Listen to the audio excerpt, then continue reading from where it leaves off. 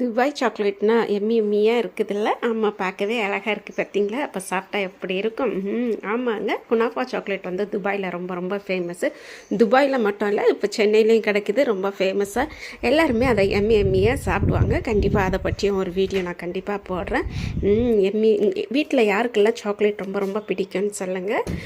எனக்கு வந்து ஸ்வீட்ஸ் அவ்வளோவா பிடிக்காது, ஆனால் சாக்லேட்டை பார்க்குறதுக்கு ரொம்ப ரொம்ப பிடிக்கும். அதனால் சாக்லேட்டை ஒரு கலெக்ஷன் மாதிரி வாங்கி ஃப்ரிட்ஜ்லேயே அதுலேயே வைக்கும் போது அதை பார்க்கவே எனக்கு ரொம்ப சூப்பராக தெரியும். அதனால நான் சாக்லேட் சம்டைம் வாங்கி வைப்பேன். உங்களுக்கெல்லாம் வந்து என்னென்ன சாக்லேட் பிடிக்கும்னு சொல்லுங்கள்.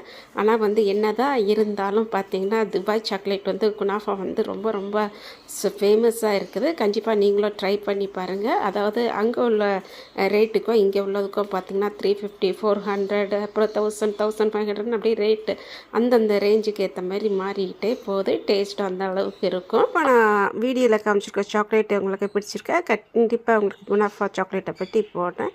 கண்டிப்பாக எனக்கு கமெண்ட் பண்ணுங்கள். பாய்.